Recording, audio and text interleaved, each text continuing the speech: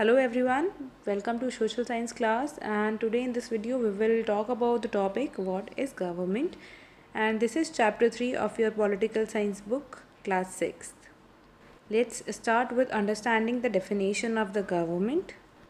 It is an organization or administration in which a group of people work together as a unit to run the nation as indicated by the defined law. So, if we talk about the government, it is an organization that works for the betterment of the people that are living in this country.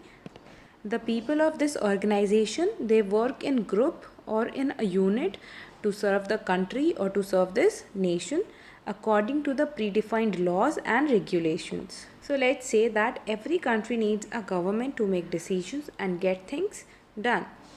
These decisions can be of various types, such as where to build roads and schools or buildings. Again, the government also takes action on many social issues. For example, they have to run several programs to help the poor. Then running of the basic services like the postal and the railway services.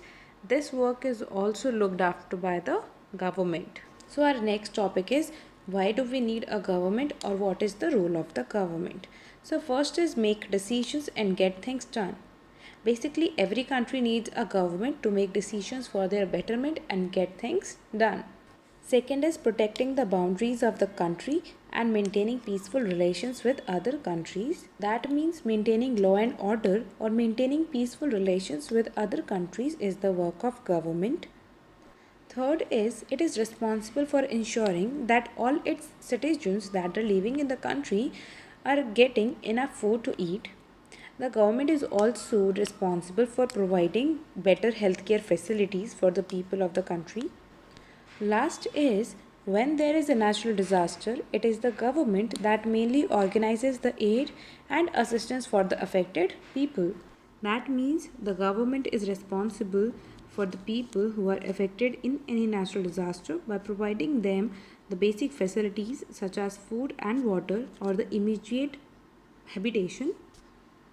Now there are various levels of the government that we will try to understand. First is at the local level, second is at the level of the state, and third is at the national level. If we look at India as a whole country, we have a national level government that look after the entire country. Next, we have a state level government that look after the various states such as Haryana or Assam. Again, within the states, there are various districts that are looked after the district level government. Then within the districts, there is a local level government that can be further divided as urban government and rural government, which are looked after by the district government. So our next topic is laws of the government. The government makes laws and everyone who lives in the country has to follow these. This is the only way government can function. Just like the government has the power to make decisions, similarly it has the power to enforce its decisions. For example, there is a law that says that all the persons who are driving a two-wheeler must have a license.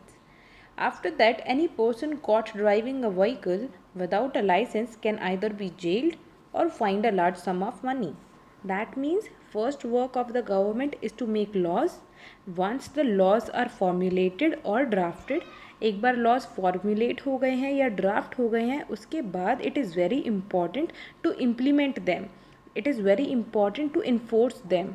Without these laws, the government's power to make decisions is not of much use. So these laws are formulated or they are implemented to work on injustice or to curb the inequality that is prevailing in our society.